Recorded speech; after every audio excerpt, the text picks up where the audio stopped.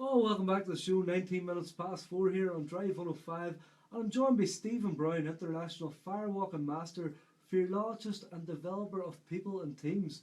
Stephen, that sounds a lot of stuff there, so it does, you know. It's a lot of stuff going on. So tell us, an international firewalking master, what is an international firewalking master? Well, it's a wee bit where it comes from the company Firewalking International, but being a master firewalker means that I've quite a lot of experience behind me. I do quite a lot of work in different countries, and I also train people as firewalking instructors. And as I say, you do seem to run firewalks around the world, and you seem to run events around the world. How do you take all that on? It seems a lot of stuff to be going at.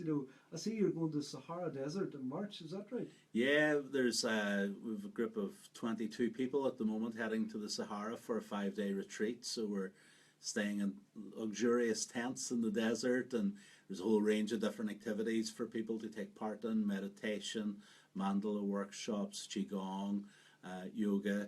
So they do loads of stuff over the 5 days, and also get to experience a bit of the country. Yeah, it's great. Absolutely fantastic. Now, how do you get on the firewalking? It seems to be one of the things that somebody said to me. Going to walk on fire. It seems very dangerous. Or how did you get on the firewalking? It was about 8 years ago was the first time I firewalked. I was at an event that was for business owners, and I had just started working for myself earlier that year. And the whole idea of the event was to challenge your fears. And I thought, well, it's a good thing to do, and probably something which would benefit me in the long run at working for myself, because I knew that there'd be plenty of obstacles in the way. So just signed up and went and did it. And that night I walked in the fire 3 times. The first time was pretty nerve-wracking and a pretty brisk walk across it, but the third time I walked in, I was really cool and confident about what I was doing. So. And how do you feel whenever you stand at one edge? Would it be very empowering, walking across the fire, or trying to get to the other side, maybe to set a goal? And is that what you'd be working with there, people? Or? It works in different ways for people, but probably one of the biggest things is to get people to own their decision. And what I mean by that is, it doesn't really matter if people walk on the fire or they don't walk on the fire. What matters is that they pay attention to their thoughts and then make a decision and really own their decision. And so often in life, we're making decisions non-stop without really thinking about anything, and it's very easy whenever something looks a bit scary or you feel anxious about something to just make this automatic decision: no, I'm not doing that, or I can't do that, and walking away from it. So this gives people a real opportunity to practice owning their decision. And what age did you always do firewalking? And what background did you come from for that? It sounds fascinating that somebody would just go, well, here we're going to be firewalking and set up. I know that there's some fantastic, that you've charity firewalks and all, can raise money for some great causes. But before that, did you have a normal job before that, or No, I've never had what's referred to as a normal job. My background has been in adventure sports. So yeah. Many years ago, I volunteered at Gordatole Outdoor Education Centre in Fermanagh, and then I was down in Newcastle for a number of years at a few adventure centres down there. And then I started working for myself and had a company. We took people coasteering, jumping off cliffs into the sea. So I've always been doing really. Always doing stuff that gets to challenge people and work with people so that they can become a bit better than who they think they are. And can anybody firewalk? Can any of our listeners just say, do you know what, I'd love to do a firewalk? And can anybody just go and do that? Pretty much. So of course, like anything, there might be some restrictions. Wheelchair users can't necessarily do it. That said, I know a guy that had somebody with no legs do a firewalk by walking on their hands. So anything's possible, really. I suppose that has all to do with the mind as well. I know through the hypnotism, as most of their listeners will know, you can really change your mindset. So I suppose a lot of that would be similar with the fire, would it? Yeah, absolutely. The interesting thing about fire, you can think back to early childhood memories of being near a fire, and what your parents or whatever adults were there in the room would have always told you: stay away from that, you'll burn yourself. Yes. And it was always a fact: you'll burn yourself. There was no you might burn yourself or you might not. It was you will burn yourself. Yes. So that sort of belief system that's put into us from a very young age, it takes a lot to go, you know what, this is okay. And sometimes at a firewalk, people need to see other people walking before they do it, whereas others are just, I'm going, Straight through. and that's it. And what sort of groups would you normally work with, Stephen? Would you have all sorts of groups, or would there be certain people who come to you to do these events, or would you Well, find it younger people, or would there be older people? It's all ages. The very first firewalk that I ran commercially was, well, not quite commercially because it was for family and friends, but my 8-year-old goddaughter, she walked in the fire that night, and the oldest walker that night was 78. So there's certainly no age restrictions in it. Yeah. Some of the events I run, which are completely open to the public, other events are private. Then, whether it's actually there's one coming up for a stag party, but others can be corporate events or for fundraising events for charities. And do you find now with companies, I suppose companies are changing the whole aspect of how they really motivate their workers and stuff. So do you find this a big thing with the fire? I know you do other things as well apart from fire. You walk on broken glass and stuff. You know, I know I do that by show, and it's a completely different way. We'll not give away that, but I know you do glass walking as well, and arrow breaking, and I've read up a lot about it, and brick breaking. It just all sounds fascinating. So it doesn't. So do you find that the corporate things, these are fantastic to work with? Yeah, for the corporate sector, glass walking is certainly something which I do quite a bit with. You know, last year we were out in Italy and Switzerland doing glass walks with companies.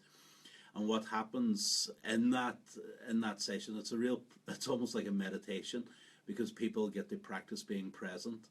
You have to really focus on what you're doing. You need to focus on the step that you're taking, not the last one that you took or the one that's up ahead. Yeah. And that's where people get they actually quite often will feel relaxed after it. Once they've taken that first step, though, it's taking that first step is the scary part. If you look at broken glass, you know, there's no fakeness to this. This is all real bottles. You know, there's no fakeness to it. And I suppose if you look at glass, you think, oh, you know, I'm not going to walk across that. But I suppose there is something to it there that you'd feel, you know, accomplished after doing it as well. You know. And do you have any sort of charity events coming up, or anything coming up around here in the city that you could tell us about? Yeah, well, there's actually one coming up in February now, up at St Colum's Park House. We're doing a firewalk up there for the Alzheimer's Society. So brilliant. That's a lovely location and a fantastic charity also. Yeah, and they're definitely they're keen to get more people signed up. So if any of your listeners are interested, it would be appreciated. Yeah, and we'll hopefully get the number to that too, and we can tell throughout the show as well if you'd like to sign up, because it sounds fascinating to do a firewalk, you know, walk along half and coast. For the kids that night, there's a Lego walk as well. Fantastic. So what's a Lego walk? Is that walking on broken Lego? You know? Walking on bits of Lego. So I know whenever I was younger, we had Lego, you know, and I think my mother and father weren't too pleased whenever they walked over barefoot. You know? This is 6-foot Lego walk, so it's kids love it. And you do a training course as well. They train people, is that right? To instruct people how this does work, is that right? Yeah, I run a few firewalk instructor training courses every year. Now, the people that turn up for that course, not all of them will necessarily become firewalk instructors. You know, they do it for lots of different reasons. A lot of it's for personal development, but some people will maybe do it because they want to add it into a business that they already have, or sometimes they do it because they just want to do something a bit different. It's a really powerful 4 days. And I suppose you find different people from different walks of life doing this, you know, to even overcome. Maybe there's a lot of people out there, you know, and I suppose it gives them a new aspect in life, you know, they've done this too. So do you find that a lot? Yeah, you know, more and more at some of the retreats that I run, I see more and more people coming along, and they maybe have some sort of mental health problem that they're trying to work with, or it might be something just as simple as they have all these fears that they feel that are restricting them in their life, and by doing different challenges and by stepping outside of their comfort zone on a regular basis, people start to become more confident in themselves and more grounded in who they are, and start to accept themselves a bit more. And I think that's where the really good work is. You know, that's the stuff that I love, working with people over a few days.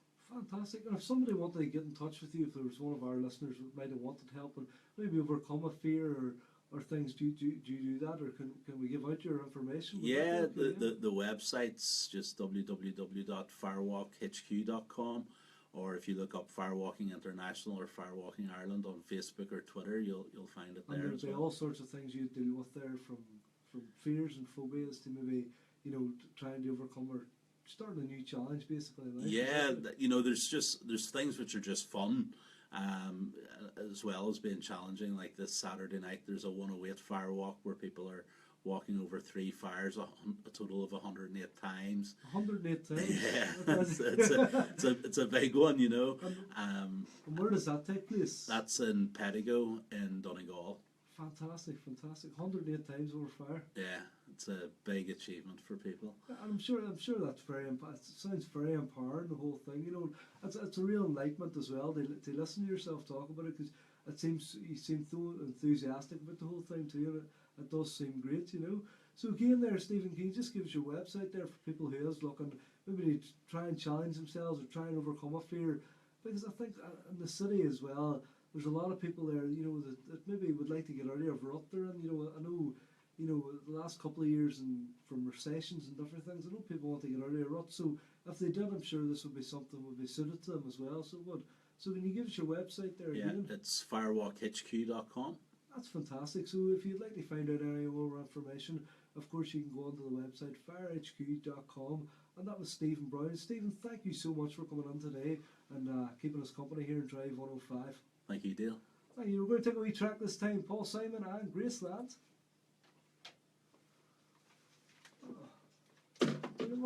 Good job.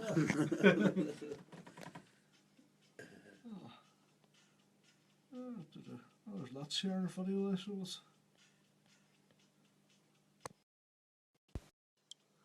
So that was Stephen Brown there from firewalkinghq.com. Remember, you can check out Stephen on his website there, www.firewalkinghq.com.